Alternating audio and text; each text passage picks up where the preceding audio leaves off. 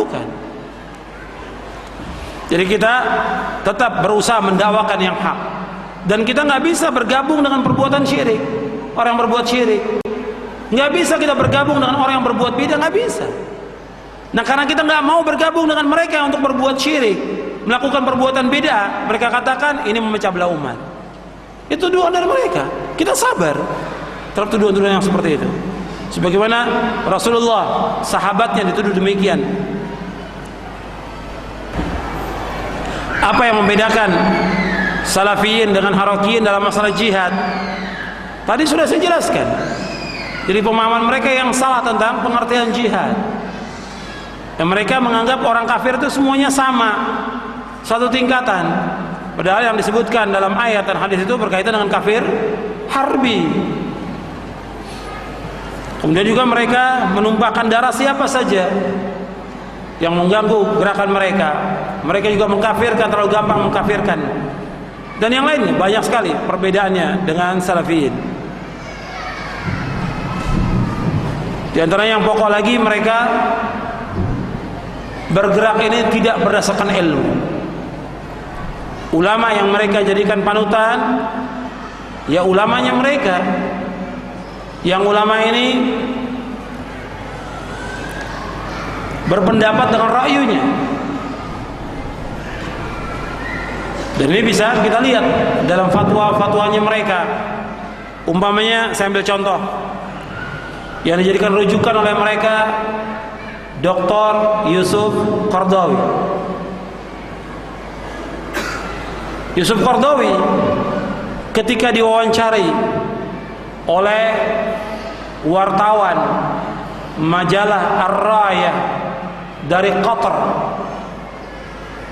ditanya apa perjuangan kita melawan orang-orang Yahudi. Perjuangan kita, perbedaan kita dengan Yahudi bukan masalah agama, tapi masalah tanah. Jawabannya bukan masalah agama. Padahal jelas perbedaan kita dengan mereka masalah akidah, masalah agama, masalah pokok asasi. Tapi yang seperti ini nggak dikomentari oleh mereka. Jelas termuat dalam majalah Ar-Raya. Dan Anda bisa baca dalam buku Al-Qaradawi fil Mizan yang sudah diterjemahkan dalam bahasa Indonesia, Dr. Yusuf Qaradawi dalam Timbangan. Di situ Anda bisa baca bagaimana pendapatnya dia. Tapi kalau giliran mereka yang salah nggak dikomentari. Itu kekeliruan, itu kesalahan. Tapi kenapa masih dibuat di buku-bukunya? Jadi masih banyak kesalahan-kesalahan yang fatal yang kemudian dianggap bahwa itu benar oleh mereka. Apakah benar Syekh bin Baz dan Syekh Al-Albani memfatwakan agar rakyat Palestina berhijrah dan tidak melawan agresor Yahudi?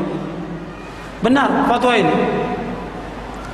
Beliau, para ulama, ketika memberikan fatwa, mereka berfatwa bukan dengan hawa nafsunya, tapi dengan dalil, dengan Quran, dengan sunnah, dengan apa yang dilakukan oleh Rasulullah dan para sahabatnya. Ketika para ulama ini memberikan fatwa untuk hijrah, fatwa ini benar karena kondisi orang-orang Palestina kondisi lemah, mustadhafin, dan mereka tidak bisa menegakkan agamanya, tidak bisa belajar, tidak bisa mengamalkan amal dengan benar, tidak bisa bermuamalah dengan benar, ditekan oleh orang Yahudi. Kehidupan mereka, kehidupan yang semuanya serba dihantui dengan berbagai macam ketakutan. Nah, kondisi yang seperti ini nggak bisa mereka melaksanakan jihad, nggak bisa juga mereka belajar agama yang benar. Para ulama mengatakan harus hijrah dari negeri ini ke negeri Islam, hijrah, mempersiapkan kekuatan. Adapun soal tanah, soal Masjidil Aqsa, kita serahkan kepada Allah Subhanahu wa taala. Serahkan kepada Allah. Jadi kita lihat sekarang, ya, kita kembali pada zaman Rasulullah, sebelum Rasulullah lahir. Abdul Muttalib ketika Abraha akan menyerang Ka'bah, Abdul Muttalib masih kafir dia, dan mati dalam keadaan kafir. Abdul Muttalib, kata Abdul Muttalib, kita singkirkan.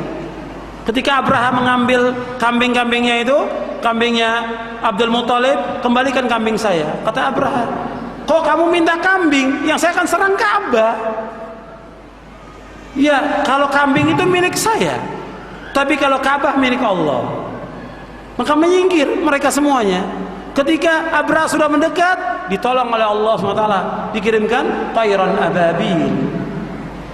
Hancur mereka semuanya. Nah sekarang orang-orang Palestina hijrah, tinggalkan Masjidil Aqsa, Allah yang akan bela, mempersiapkan kekuatan. Sekarang ini terus dibunuh kaum muslimin, dan para ulama mengatakan harus tetap bertahan. Mereka tidak ikut berjuang di sini. Yang mengatakan harus bertahan, mereka tidak ikut berjuang, tidak merasakan bagaimana susahnya orang-orang Palestina, sedihnya mereka, sulitnya mereka di Palestina itu luar biasa. Hatta muamalah mereka juga terjepit habis, muamalahnya mereka, sampai mereka jual juga apa saja, sampai salib pun mereka jual, dan masih banyak lagi yang lain.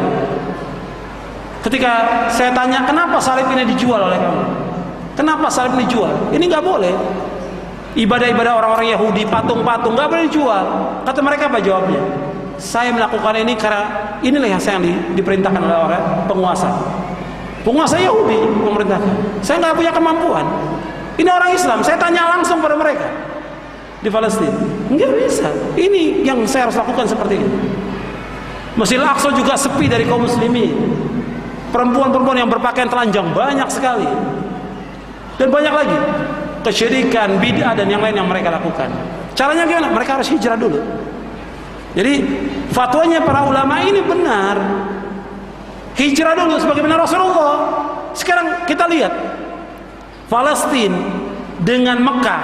Rasulullah, ketika Rasulullah hijrah ke Madinah, kata Rasulullah kepada Mekah, wahai Mekah, engkau adalah kota yang paling aku cintai.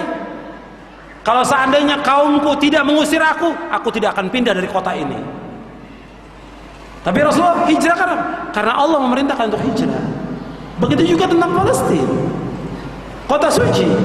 Artinya masjid yang diperintahkan oleh Allah Subhanahu wa taala, masjidnya yang disunahkan untuk kita sholat di sana, termasuk masjid yang mulia, tapi bukan termasuk haram. Bukan termasuk, saya tadi keliru, bukan kota suci.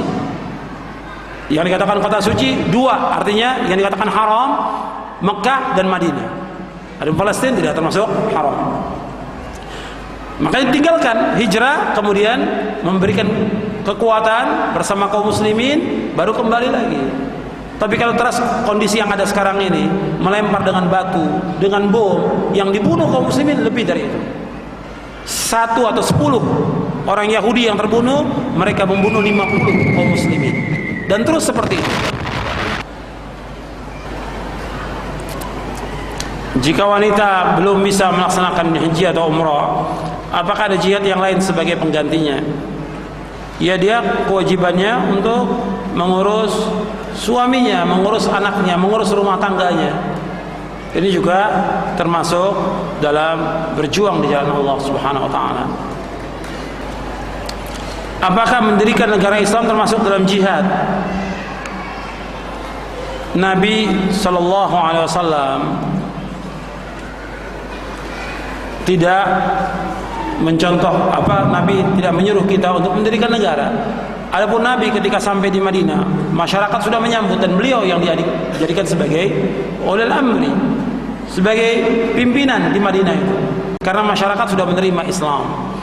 Nah sekarang negara kita ini meskipun belum semuanya melaksanakan hukum Islam, tapi syiar-syiar Islam ini dikumandangkan, dan kita bebas dalam berdakwah, bebas melaksanakan syariat Islam ini, bebas. Adzan juga tidak dilarang. Para ulama ketika ditanya masalah ini termasuk negeri Islam. Lantas negeri apa lagi yang harus kita buat? Tinggal kita berusaha untuk merubah, melaksanakan hukum untuk diri kita, keluarga kita, dan kaum muslimin. Dan ini perlu waktu, proses. Untuk bisa terlaksana adanya penegakan syariat Islam dan juga jihad, ini perlu proses. Kita jihad dulu seperti yang